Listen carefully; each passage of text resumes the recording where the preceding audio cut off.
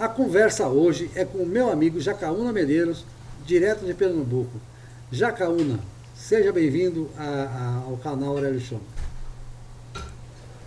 Muito obrigado, Aurélio, pelo convite. Eu me sinto honrado em falar, conversar com você e também com o pessoal que acompanha esse canal. Sim, a gente quer te conhecer, quer que você se apresente. Você faz programa de rádio, mas você tem outras formações, tem outras atividades também. Você contasse um pouquinho da sua história e do que você faz, do que tem feito, das suas ideias. Fique à vontade, o espaço é todo seu. Muito bem. Bom, eu sou um 3 em um, né, hoje, né, na atualidade. Eu sou professor de língua portuguesa, língua estrangeira, espanhol, inglês e as outras áreas ligadas à língua portuguesa. Trabalho com um programa de rádio e eu tenho essa honra de tê-lo lá também aos sábados, fazendo os comentários, conversando sobre a história geral do Brasil, tantas curiosidades sobre o país. Todo sábado eu tenho esse programa de rádio e, nesse caso, eu já tenho isso há cerca de 9 anos. Como professor, eu já tenho um pouco mais de tempo, né? Já, já 2 décadas e meia como professor, né, dessas áreas. E também, vamos dizer assim, nessa recém-área da comunicação via internet, dos blogs. Eu tenho um blog onde lá coloco todas as informações, chama-se Generalidades, e lá, pelo nome, já indica que eu coloco de tudo um pouquinho. Esse blog eu já tenho há 9 anos. Então, as minhas 3 atividades hoje são resumidas a essas. Na parte de rádio, né, na comunicação, como radialismo, como professor também, em outras horas, nas vagas, vamos dizer assim, como radialista, e também o trabalho escrito, o trabalho realizado lá no blog Generalidades. Como é que foi isso de ser professor? Você já era formado na época, imagino, né? De resolver fazer um programa de rádio. Como é que surgiu isso? Pronto, foi uma boa, assim, as pessoas costumam dizer, né? Ótima pergunta, mas é verdade, foi uma ótima pergunta, porque a gente nem combinou, assim, não fez nada nesse sentido, e você perguntou como a coisa devia ser processada mesmo. Veja só, eu sou rádio ouvinte há muito tempo. Já desde a infância eu via diversos programas de rádio, de vários formatos. Daí, localmente, aqui na cidade onde eu moro, que fica na região metropolitana do Recife, São Lourenço da Mata, eu acompanhava um programa de notícias. E um dos apresentadores eh, tinha vários quadros, havia vários quadros no programa dele, era um programa pela manhã, funcionava pela manhã, e ele tinha vários quadros. Ele falava sobre economia, falava sobre política, falava sobre o cotidiano, sobre broncas, problemas na cidade. E em um certo momento, acompanhando a programação e vendo uma pessoa ir para lá falar de economia, eu pensei, por que não falar de outras áreas? Por exemplo, as matérias que eu leciono. Eu poderia contribuir com essa programação também, levando alguma coisa nesse sentido. Então, um dia foi até a rádio, conversei com um dos apresentadores, de pronto ele aceitou, ele achou ótimo, disse, vamos começar a falar. E aí eu passei lá 3 vezes por semana, o programa era de segunda a sexta, eu passei aí lá nas segundas, quartas e sextas para tratar em cada dia desses sobre áreas específicas. Por exemplo, na segunda-feira eu falava sobre língua portuguesa, Sim. literatura. Quantos minutos você tinha em cada bloco desse de segunda, quarta e sexta? Pronto. Nesses programas de segunda, quarta e sexta, eu tinha aproximadamente 25 minutos. Então lá era feito um bate-papo, como eu estou fazendo aqui com você, né? Eu levava um assunto, eu levava um conteúdo e a gente ia batendo um papo. Era pergunta ao professor, esse era o nome do 25 programa. E minutos aí, é um temporal para a rádio, né? Rádio e TV é um tempo grande, um tempo que realmente. E você começou a ter um retorno de audiência. Isso funcionou como audiência dentro da cidade? Você deve ter virado uma celebridade um pouco, né? Também, porque. Né, é, passa a ser reconhecido, né? Ah, aquele que está na rádio. Tal, né? Tem isso. Eu já fiz muita participação em rádio e TV quando você sai, até o caixa do supermercado. Ah, você é aquele fulano. Então, né? Como é que foi a repercussão desse início aí, dessas participações? pronto. E assim, foi bom você ter dito isso nesse aspecto. Vamos pegar dessa parte final, depois eu volto. É, como rádio, na época que eu comecei, não havia TV, não havia filmagem, não havia câmeras para filmar o estúdio. Então era só a voz. Então quando a gente vai a algum lugar e começa a falar, do jeito que você está me ouvindo, e o pessoal também aí que está acompanhando o canal está me ouvindo, está percebendo isso, é do mesmo jeito.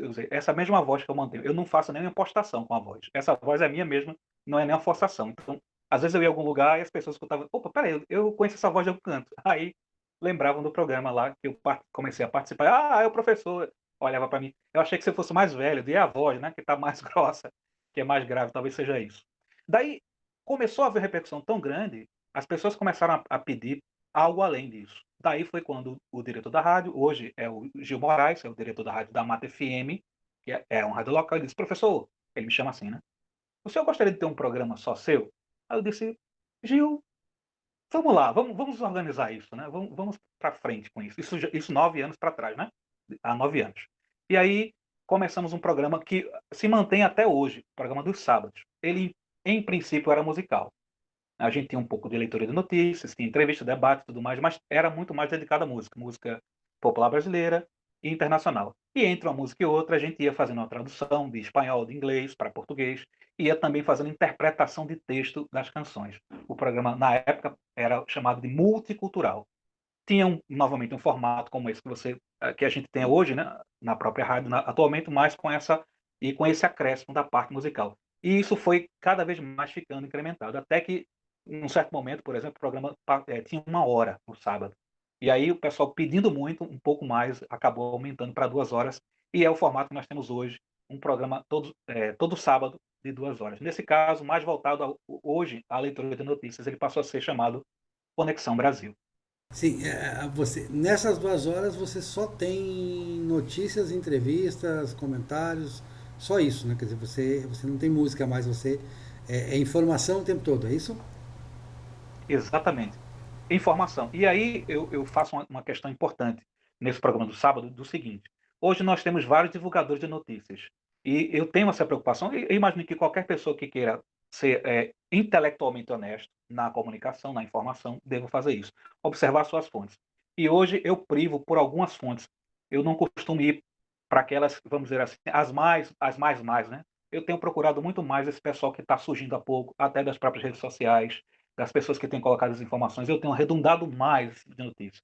Por quê? Porque a gente está meio que cansado hoje em dia, na atualidade, com relação a esse tipo de informação que às vezes a pessoa não tem certeza se aquilo é verdadeiro, se não é. Às vezes dá uma informação, ela não é tão prática, ela não é tão verdadeira, ela não é verdadeira. E aí isso acaba também comprometendo quem fala. E assim, nesse formato que a gente tem, isso modificou-se de uns 10 anos para cá, de a pessoa não só ler a notícia, mas também dar algum ponto de vista, e aí você tem uma responsabilidade aumentada, porque você não está só lendo o que está escrito ou o que está digitado, mas também você está fazendo um certo comentário. Então, hoje, eu percebo isso e procuro trazer fontes de informações às quais não pertencem à mídia mainstream, o que chamam hoje no inglês nisso. E que tenha e tem esse lado da opinião, né? Porque você sabe que, Jacaúna, que isso é uma coisa que já nos Estados Unidos já tem muito tempo, na Europa também. As pessoas não querem só notícia não tem graça. Né? Você quer desperdiçar a sua vida, você vai desperdiçar 1 hora do seu dia, a vida inteira, você fica olhando o Jornal Nacional, aquela desfile de notícias, né? Então não faz sentido, não leva a lugar nenhum, né? É, é uma historinha sem sentido, né? Entrecortada. Então as pessoas querem opinião, querem saber. E eu acho que isso você tem, né? Vamos falar um pouco dessa sua opinião. Como é que você formou sua opinião sobre as coisas do mundo, do Brasil, principalmente do Brasil, Conexão Brasil, né? Como é que você enxerga o Brasil?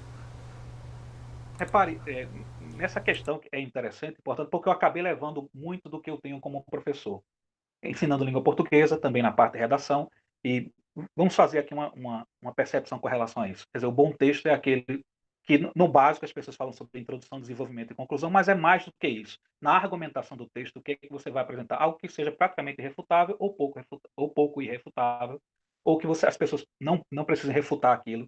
Então, quando a gente vai dar opinião, vai falar sobre isso, a procura, a pesquisa, a busca de várias fontes é essencial. Eu busco as fontes, as comuns da mídia mainstream também para saber o que elas dizem, para poder contrapor a isso na parte da opinião. Então, quando eu digo que isso surgiu, no caso localmente, né, de 10 anos para cá, essa inauguração, esse início na cidade onde eu moro, na rádio, foi não só comigo, mas também comigo a gente começou a dar esse tipo de implemento dentro do comentário da rádio, da notícia.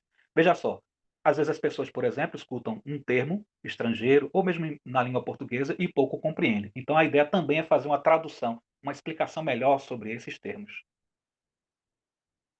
Mas a gente falou da opinião. Como é que você, Jacaúna, enxerga o Brasil hoje? Como é que você vê os últimos acontecimentos, a história recente do Brasil? A gente gosta de falar de história, vamos falar um pouco da história recente. Como é que você enxerga a Muito história bem. recente? Repare, e aí veja que coisa importante também com relação a essa mudança, e realmente recente. Veja só, nós tivemos um período aí na mão dos militares, depois isso passou por alguma forma democrática, né? Embora na época dos militares a gente tivesse ainda dois lados, né? De um jeito ou de outro ainda havia oposição, né? De algum jeito, né? É uma ditadura esquisita, diferente, né? Mas aí a gente passa para esse período mais democrático, nós temos É a esse chamada, renovo. a chamada dita mole, né? Não era muito dura. Isso, muito bem. Isso mesmo, né? Tanta gente diz, né? Foi ruim, foi difícil. Aí quando você se pergunta, mas teve isso, como é que você pode chamar isso de algo tão rigoroso, né? De algo tão fechado, né? Tão sisudo? Bom, daí a gente passa essa mudança, esse período chegamos até hoje, e aí nós tivemos a redescoberta do quê? Nós percebemos hoje que nós não temos apenas 5 grandes fontes de informação, tipo Reuters, AFP e outras agências internacionais. Essas 5 grandes que passam toda a informação para nós. Nós passamos a produzir a notícia com mais qualidade. Aí, quando isso também reverbera, isso muda, vamos dizer assim, a partir da eleição de 2018, quer queira, quer não, quer alguém está acompanhando, quer goste, quer não goste, nós tivemos uma mudança de paradigma. Nós temos uma mudança de Brasil também na informação, mas também na própria ideia de governo. Hoje nós temos um presidente mais alinhado à direita, mais conservador, liberal. Muitas pessoas dizem uma coisa ou outra. Eu vejo ele mais alinhado à direita, ele é alguém mais assim do que centro de esquerda, ou centro-esquerda, como alguns talvez possam pensar. Sem Então essa dúvida, mudança também. nem seus maiores críticos negam isso. Pois é. Nem seus críticos negam isso. Não, mas é perfeito o que você falou, ótimo. Então a gente tem um presidente mais voltado para isso. Ele é, vamos chamar assim, eu vou usar o termo de outra pessoa, por não achar um mais adequado, é a cereja do bolo. Com um pouquinho, isso eu posso acrescentar, com um pouquinho de uma camada assim esbranquiçada, né, de glacê, né? Hoje nós temos um Congresso que ainda está muito acostumado às velhas práticas, do populismo, da compra de votos, do votar para ter cargos, dessa movimentação. A gente ainda tem um Brasil um tanto viciado nisso. Houve uma mudança, houve sim uma perspectiva melhor, sim, mas ainda precisamos fazer com que a maior parte das pessoas perceba que isso existe e quais atitudes nós temos que tomar para que isso modifique. Até porque, Modifica, não né, vou. Jacaúna, esse negócio de dizer, eles vendem o voto, comprou voto, sim, mas alguém vendeu, né? Exatamente, só se tem a procura, a oferta se tem a procura, né? Não dá para você fazer diferente nisso. Porque, Mas eu espero que porque isso passe a o mudar. problema, a gente falava disso, né, que a gente conversou, começa no município. O município é o grande problema. Por quê? Porque você perdeu a representação do vereador. O vereador passou a ser um caçador de renda e passou a ser visto como um despachante, como um cara que um toma lá da cá o tempo todo. Às vezes envolve dinheiro, às vezes não. Agora, na relação do candidato a deputado federal, que é o que nos interessa mais, evidentemente, tem muito mais poder de decisão, principalmente aqui no Nordeste, mas no Brasil todo, no Nordeste principalmente, eu vejo aqui na Bahia, não vejo diferente muito em Alagoas, em Sergipe, em Pernambuco, ele chega e vai cooptar o vereador. É o vereador, o prefeito. O prefeito nem tanto, o prefeito às vezes, o prefeito canta muito esse negócio que eu tenho tantos votos no município, mas às vezes não tem. O vereador tem. Porque o vereador tem aquela turma dele, né? Aquele povo que ele atende, que ele está próximo do eleitor. E aí quando você vai realmente comprar o voto, você vai, na verdade, comprar o apoio do vereador. Estou dizendo que, claro que tem vereador, vamos ser justos, né? Já que tem vereador que apoia o candidato a deputado por entender que aquele lá é o melhor candidato, que realmente o povo deve elegê-lo e tal. Não há problema nisso, né? Mas existe muita gente que vai pelo dinheiro, né? Pelo quem me dá mais, né? Infelizmente. E isso também envolve o eleitor. Infelizmente, as pessoas devem ter. Vamos falar agora de uma coisa, que eu queria a sua opinião sobre isso, que é sobre os valores, né? Que a gente fala, né? Eu sempre tenho uma frase que eu gosto, que o maior patrimônio de um indivíduo é sua reputação. Nada vale mais do que a sua reputação. É um valor inestimável. Você construiu uma reputação como no rádio, construiu uma reputação como professor. E o maior patrimônio do povo são os seus valores. Né? A correspondência, né? No coletivo os valores, no individual a reputação. Como é que você vê a moral do brasileiro, do nordestino em particular, hoje? Como é que vê nossos valores morais? Eles estão melhorando, estão piorando? Como é que a gente está nisso?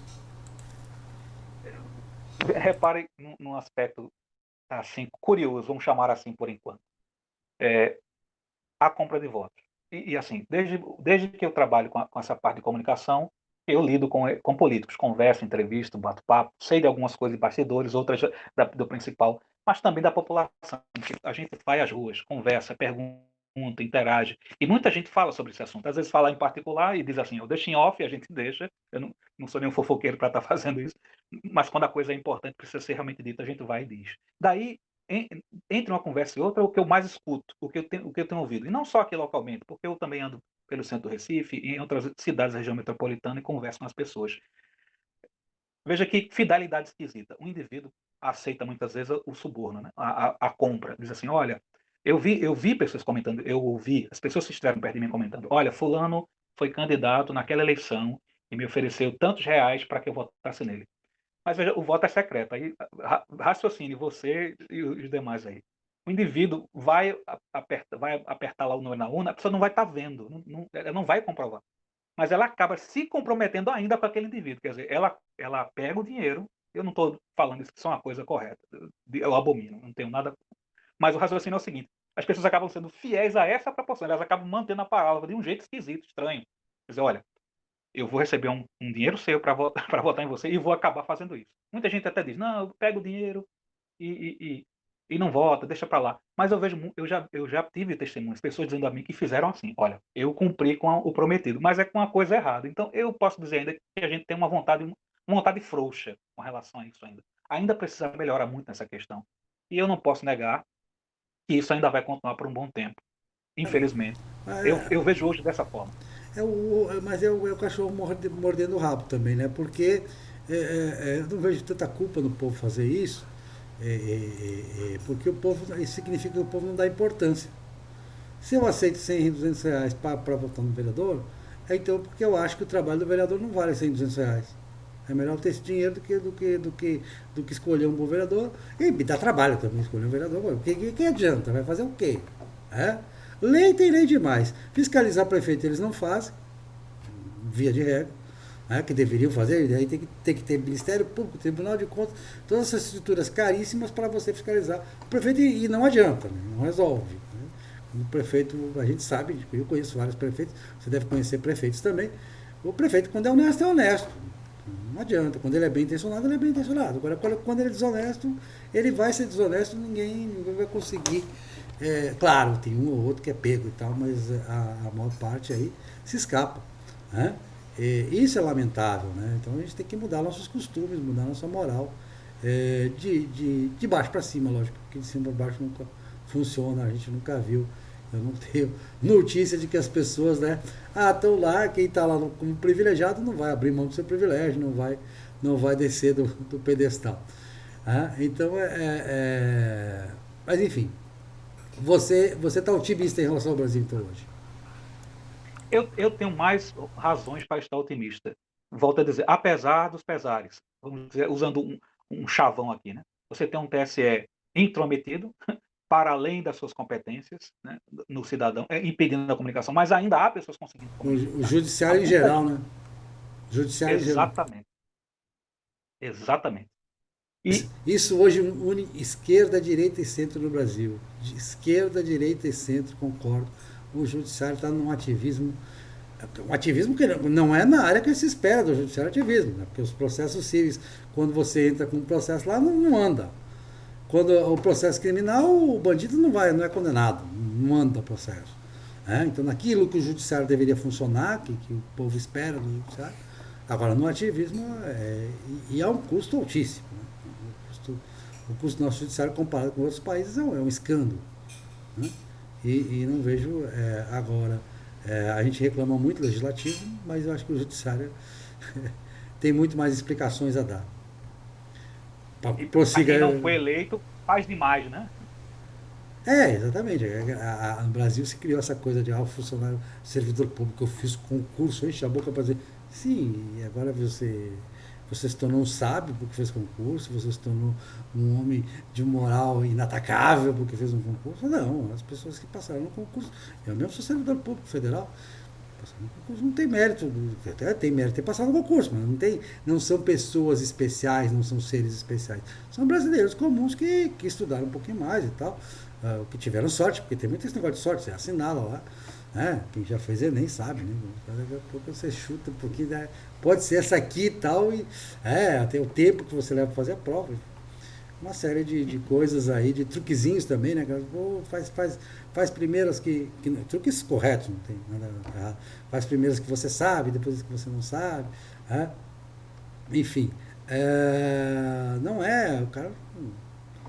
Não, nós temos que parar aqui em endeusar pessoas de qualquer tipo, né? Defender essa cultura de privilégio que vem de muito Não, longe, de infelizmente. forma nenhuma. Né? Essa ideia britânica, que não chegou no Brasil ainda, de que todos são iguais perante a lei, né? Que todos devem ser tratados como iguais. Isso eu acho que seria o ideal. Mas em termos filosóficos, assim, em termos de pensamento, né? Como professor, como essa experiência de sala de aula, o que você pensa realmente do brasileiro em geral, da sociedade, do nosso dia a dia, do nosso cotidiano? Como é que você veja, Calma? Olha, inclusive em termos de mudança, porque o fato de eu ou outras pessoas serem inteligentes em umas determinadas áreas não nos faz competentes em outras. Ou mesmo, às vezes, certas percepções que nós não temos, passamos a ter. Nos últimos 10 anos para cá, eu mudei um pouco nessa minha percepção de mundo. Era um professor como qualquer outro, medíocre, estava lá dando minha aulinha, explicava para o pessoal. Quer dizer, medíocre no sentido não do ensino, que as pessoas aprendiam direitinho, não tinha problema. Não eram analfabetos funcionais, nem nada nesse sentido. E também havia um esforço em cobrar daquele que estava aprendendo para que ele desempenhasse bem. Nem todo mundo conseguia, mas a maior parte, sim, graças a Deus, estava conseguindo. Mais de uns 10 anos para cá, eu passei a notar ou perceber que havia uma bolha de conhecimento dentro do nosso país. É, deixa eu dizer de forma mais clara. Você pega a eleição em que Lula ainda foi candidato lá, e num dos debates ele diz assim: olha, tá todo mundo aqui de esquerda. E o Serra estava lá. Aí, naquele dia que ele disse aquilo, eu fiquei pensando, ué, por que ele falou isso? Então eu percebi naquele momento que ainda havia uma ignorância de minha parte, um desconhecimento com relação a determinados assuntos. Não fiquei satisfeito com aquilo. Comecei a procurar, pesquisar, encontrei filósofos, encontrei pensadores, comecei a olhar mais sobre eles e percebi que eu estava como outras pessoas dentro da bolha. Ou como naquele filme do o Matrix, né, em que aquele indivíduo lá oferece duas pílulas para o Neo, né? O Sim. indivíduo diz: você quer a vermelha ou a azul, né? Aí naquela época eu comecei a tomar a pílula vermelha para dizer assim: olha, eu na verdade nem sabia exatamente qual era a ideia, o esquema dentro do Brasil com relação à filosofia, com relação, inclusive, à ideologia. A partir daquele momento eu comecei a pensar diferente. E hoje eu atuo dessa forma diferenciada, dessa forma não mais, vamos dizer assim, bovinamente ligada ao que estava sendo dito, até mesmo na imprensa e até por pessoas até com mais capacidade intelectual do que eu. Eu até diria o seguinte, aqui no Nordeste, o nosso povo felizmente bastante conservador. E conservador no sentido que quando ele foi lulista, isso era uma forma de conservadorismo, né? De entender que Lula trazia algumas coisas para o Nordeste, como ele efetivamente trouxe, inegável, né? Um certo olhar para o Nordeste. É, é, não nego isso, com todos os seus defeitos, todas as suas falhas. É, mas esse negócio. E hoje, esse mesmo povo nordestino está sendo pragmático, né? Está sendo muito pragmático, a gente tem visto isso em diversas andanças, e isso demonstra um certo conservadorismo, que demonstra também que é essa coisa de querer resgatar bons valores. Né? O que nos falta realmente é produtividade. Produtividade falta muito. Né? Produtividade falta demais. Mas é aquela história, como diz um amigo meu, Adolfo Sachida, que é Saxida, que é o secretário de Política Econômica do atual governo. Ele diz assim que, bom, nos falta produtividade, mas o espaço que nós temos para crescer produtividade é muito maior do que os países que hoje estão com a produtividade lá em cima. Né? Então nós temos um espaço muito grande, eu acho que talvez o otimismo, Jacão, venha daí ou não. O fato E é esse despertar, né? você O está despertar que as mal, pessoas tiveram. você tá mal, então vamos ficar bem, né? E eu acho que o Nordeste é especial nisso. Porque o Roberto Campos dizia uma coisa que eu também digo no meu livro. Desculpa eu estar te roubando aí o espaço um pouco. Nada, de jeito nenhum. Que o espaço é seu como convidado. Mas o Roberto Campos dizia uma coisa que o Brasil não ia para frente porque o Brasil nunca está muito mal e nunca está muito bem. O Brasil está. Não, se olhar para o resto do mundo, o Brasil está sempre na média, né? Você não está entre os primeiros, mas também não está entre os últimos. Só está entre os últimos nas jabuticabas aí que o Brasil tem, que é uma coisa terrível. Mas e isso mudou de uns anos para cá. Por mais que a gente tenha tido, mas melhorou, sim, melhorou, só que o mundo melhorou mais. Então, relativamente, nós estamos mais pobres, relativamente, nós estamos menos produtivos. E isso precisa mudar. Então, agora é a hora da gente. Acho que talvez, não sei, minha avaliação é de que essa radicalização, talvez, dos últimos anos, essa coisa do povo participar mais, o debate seja para um lado e para o outro, não estou fazendo juízo de valor de um lado para o outro, tem a ver com isso. Não está bom, tem que mudar isso aqui. Né? Tem que ter alguma coisa de diferente. Não sei se você vê assim também. Vejo sim, Aurélio. E que seja. E já é diferente. Vamos pegar um exemplo muito falado, até já virou aí senso comum, né? As tias do Zap. O que elas são? São senhorinhas, são pessoas. Bem, é um genérico, né? Uma expressão genérica para indicar pessoas que começaram a obter certas informações, começaram. Por isso que Eu eu acho conheço importante algumas, essa né? reviravolta da internet. Nenhuma delas gostaria de ser chamada de tia, mas eu conheço algumas, são bastante atuantes. Vou continuar, desculpa aí. Nada. Perfeito. E aí, o que elas estão fazendo agora? Elas estão reproduzindo informação. Uma vez e meia. E outra, eu não vejo elas assim, essas pessoas colocando da seguinte maneira: olha, tudo que eu vou passar aqui não tem comprovação nem nada. Não, elas têm uma certa percepção, por ter mais experiência, por ter mais vida, começam a notar: isso aqui tem alguma coisa errada. Daí você falou algo importante há pouco tempo, que era, vamos dizer assim, esse conservadorismo latente, essa ideia de ser conservador. Mas, na prática, quando você encontrava com figuras políticas, elas diziam outra coisa. Aí você dizia: peraí, isso não bate com o que eu penso. Mas tudo bem, eu vou fazer por enquanto. Isso mudou. As pessoas começaram a questionar esse jeito de ser. Concordar com alguém só porque, né, tá no poder. A gente vê muito isso no Nordeste. No Ceará, então, coisa séria, né? Um caso sério, né? E você vê hoje em Fortaleza, eu tenho vários amigos de Fortaleza, como isso criou um movimento dentro do Ceará. Né? Como se organizou o povo e se organiza para questionar esse velho. Nós temos que ser fiéis ao coronel daqui, porque o coronel daqui está nos representando. Né? Isso tem, todos aqui, Pernambuco, Bahia também. Eu não quero falar nomes, né? Porque eu respeito, né? Eu admiro até, né? As pessoas têm amizades. A gente acaba, não sei se você já acaba criando. A gente acaba criando amizades, né? Você convive com o Sim, político. sim, sim. Porque o político geralmente é uma pessoa assim, bastante afável no trato, né? Uma pessoa que é difícil você conviver com o cara e ficar inimigo dele. Tá? Eu tenho uma frase minha que eu digo no romance que eu digo assim que a política é o teatro das vaidades menores. As maiores pertencem aos artistas, né? Artista é mais complicado, né? Você conviver com o sujeito, ela tem mais o rei na barriga. O político já é mais tarimbado nessa coisa de, né, vamos comer uma buchada junto aqui, então, vamos acompanhar você onde você for, né? Então é uma coisa mais tranquilo, mais calmo. Né? Não é o caso lá do Coronel do Ceará, né? Mas, enfim, só brincando um pouco. Sim, conta um pouquinho, Jacaúna, vamos mudar de assunto um pouquinho? Conta um pouquinho da Certo. trajetória, você nasceu, de um pai, quem era seu pai, quem era sua mãe, onde é que você nasceu, teve quantos irmãos, como é que você cresceu, como é que foi um menino, como é que foi um adolescente, como é que foi esse negócio de estudar, enfim, conta como é que foi namorar também, que isso aí faz parte todo mundo quer saber, né? Tá bom. Vamos lá.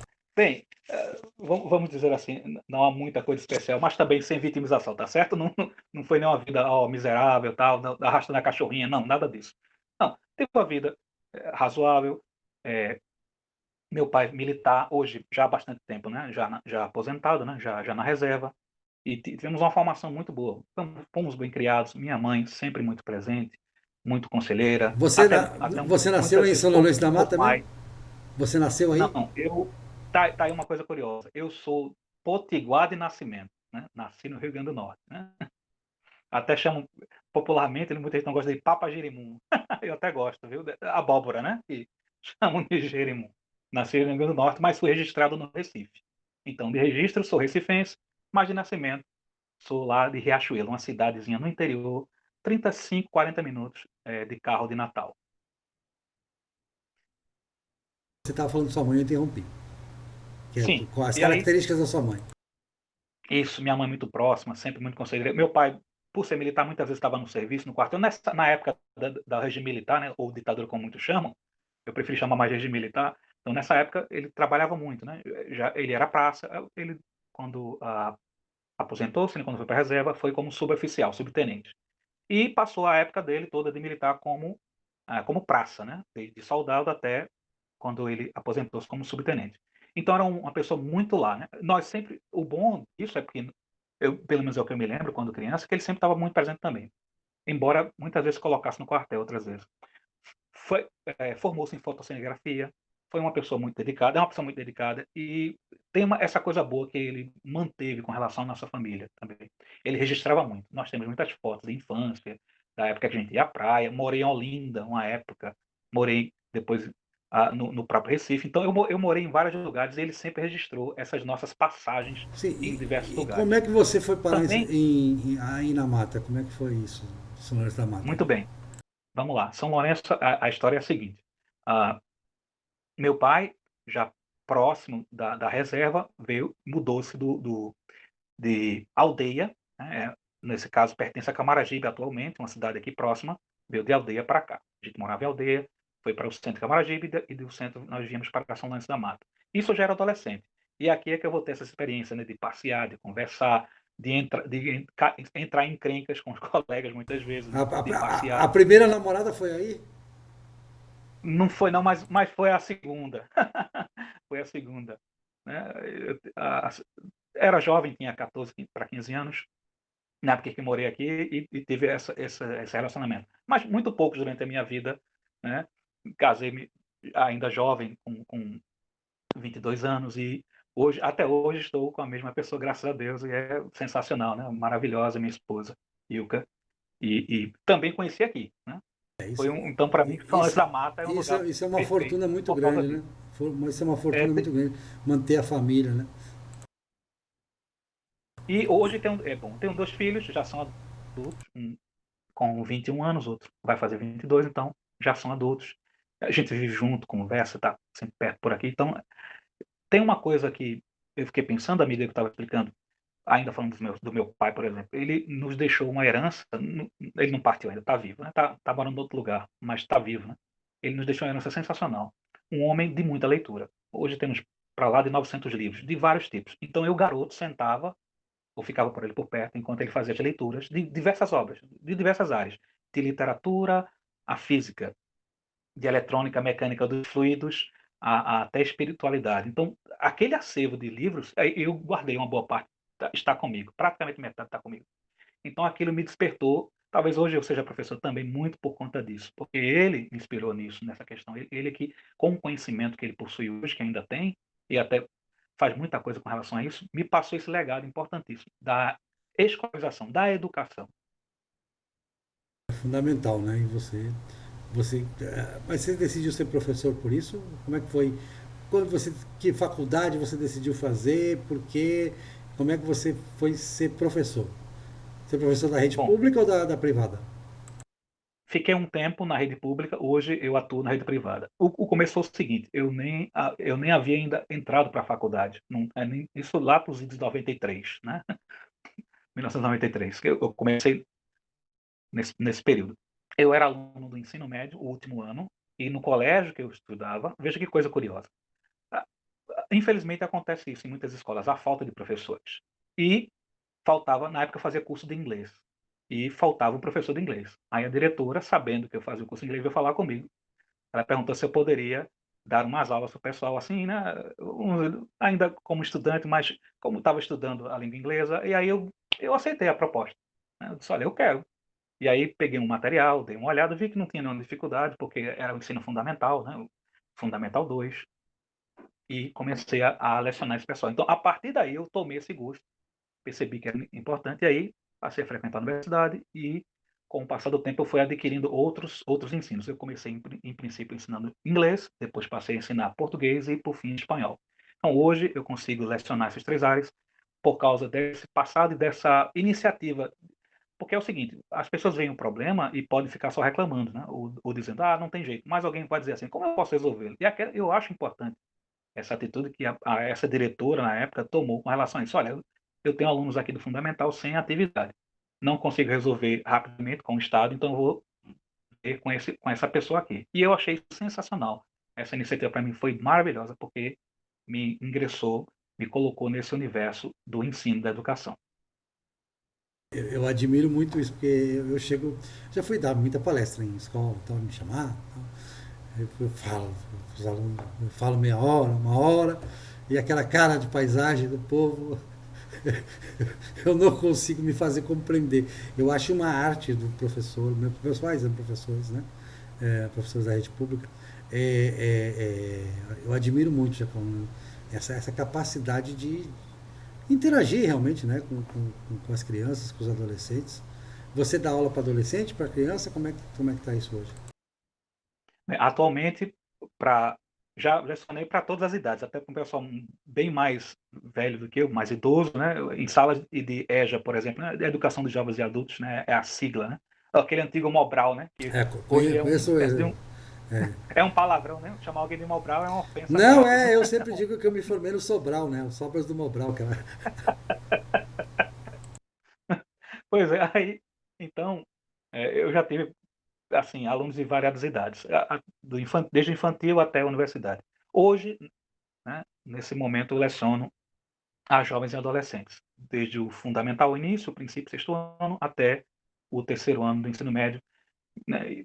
Porque nesse período da doença, né, dessa ocorrência, a gente não tem mais aula de pré-vestibular, né, de preparatórios a concursos públicos, está meio parado, né? Então, na época, antes disso, eu também estava lecionando nessas áreas, mas hoje, ainda assim, dessa maneira como a gente está conversando, né, dessa forma, fazendo aulas E a sua, internet. a sua experiência diz que essa questão do EJA, né?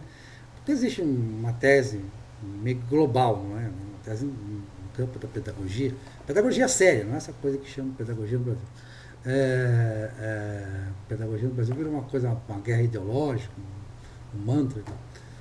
Mas não, a pedagogia séria é essa questão de que a capacidade de um adulto, 30, 40, 50 anos, de aprender se perde muito em relação ao adolescente, ou você acha que não tem essa diferença toda? Como é que você vê isso, a sua experiência?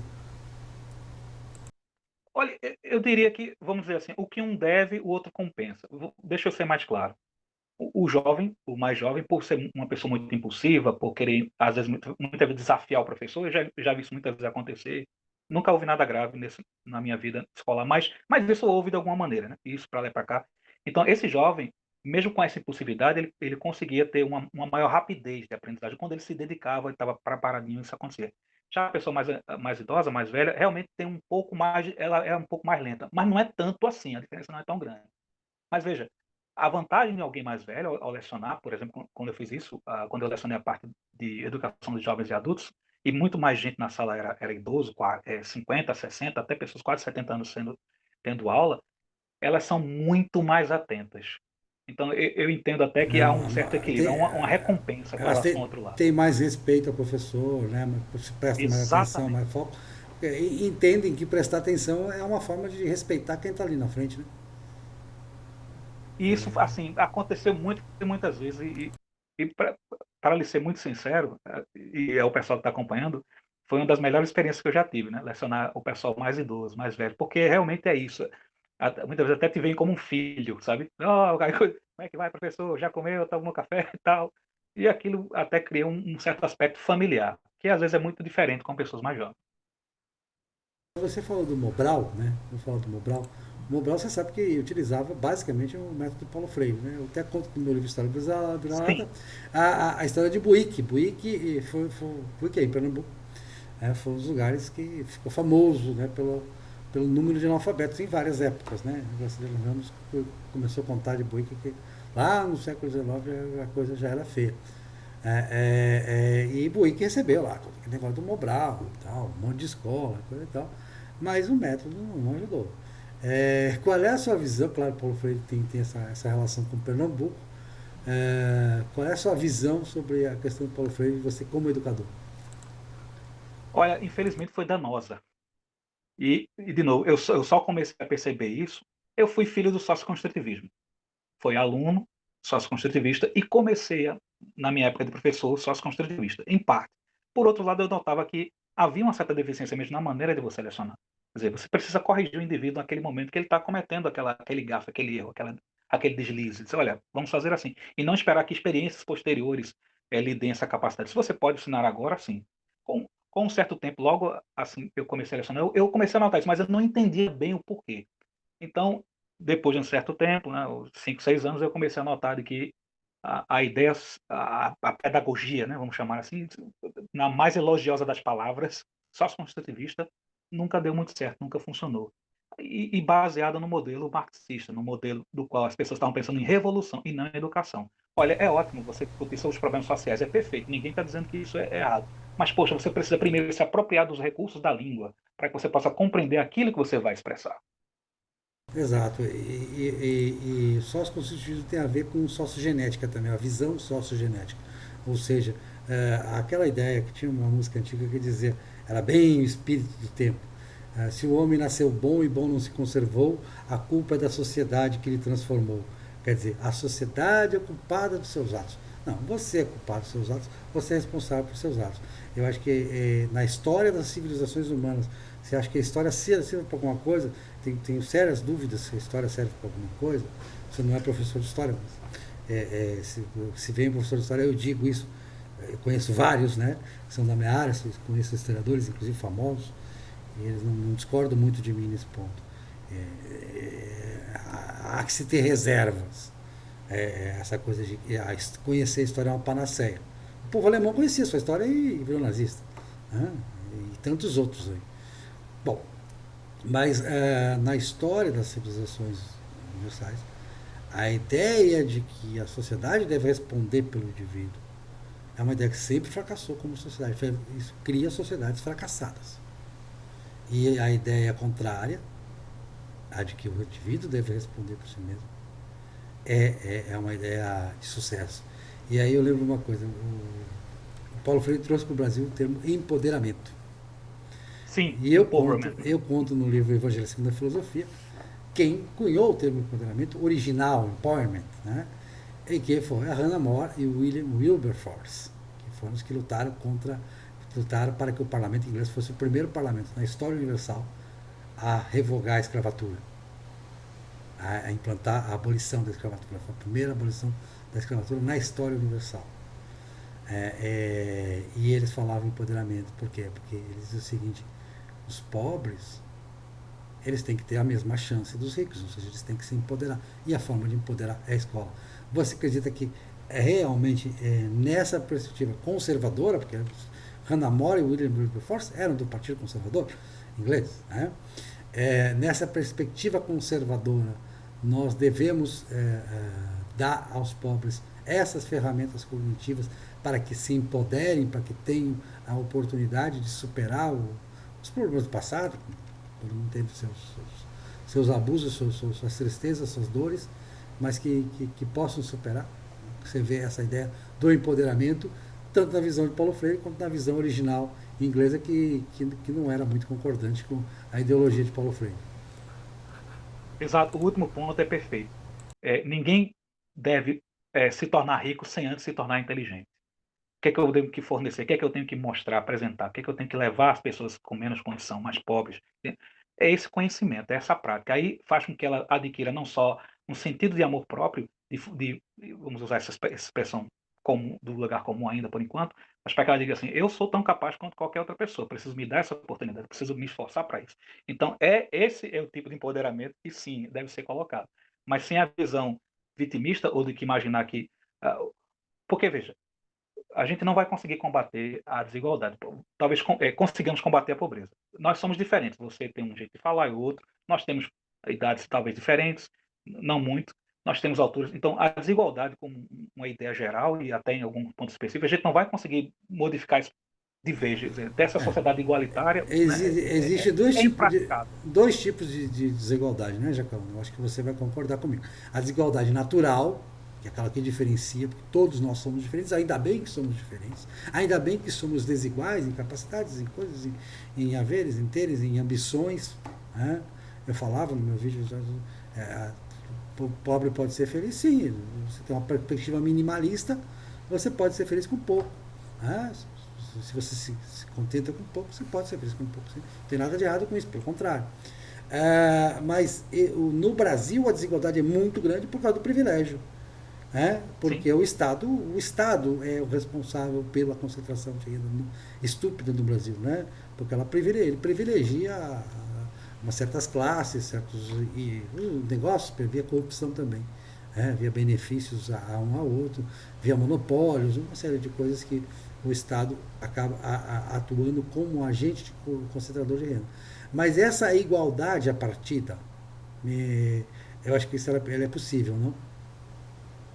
Quer dizer, exato. Eu dada pela educação. Essa era a ideia de Hannah More e exato, William Force. exatamente. Eu preciso ficar inteligente, eu preciso adquirir o conhecimento, a capacidade mental, físico, para aquela determinada função ou atividade das quais eu vou exercer, e a partir disso eu vou começar a ficar menos desigual, vamos dizer assim, com relação a essas pessoas com mais capacidade, porque ou receberam de alguém já alguma fortuna, algum dinheiro, ou desenvolveram primeiro essas capacidades, essas condições.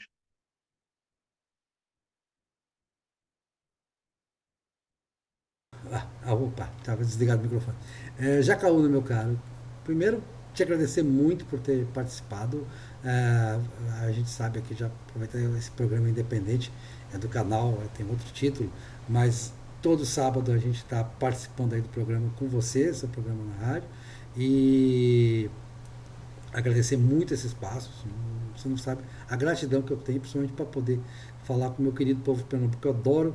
Foi poucas vezes a Recife, ao Recife e redondezas aí, né? Mas é uma história de amor, de carinho que eu tenho com o povo pernambucano. Te agradecer isso e dizer que a gente está todo sábado e depois também vai vir aqui pro canal, a gente batendo papo nessa mesma toada, né? Que a gente está aqui. E você sempre naquela coisa de você é um excelente ouvinte, né? Uma pessoa que sabe ouvir, que sabe escutar e que quando se posiciona com sucinto, direto, claro. É, Enfim, aí eu queria deixar esse espaço final para você ficar completamente à vontade. Não é uma pergunta, não é uma obrigação. Fique à vontade para falar o que você quiser para o público, agora não tanto para o público da rádio, mas para o público do canal Aurélio Show. Perfeito. Eu agradeço muito esse convite e sei que você tem feito isso de bom grado e sabe da importância desse canal. Eu até quero aproveitar também para assim agradecer pela sua iniciativa. Eu não sou só alguém que produz conteúdo, eu acompanho o que outras pessoas fazem e percebo, e tenho a capacidade pelo menos de perceber o quanto as pessoas têm esforço e fazem a coisa correta. Por isso também eu sou um seguidor do seu canal. Então, assim, me deixa muito feliz ter sido um dos convidados.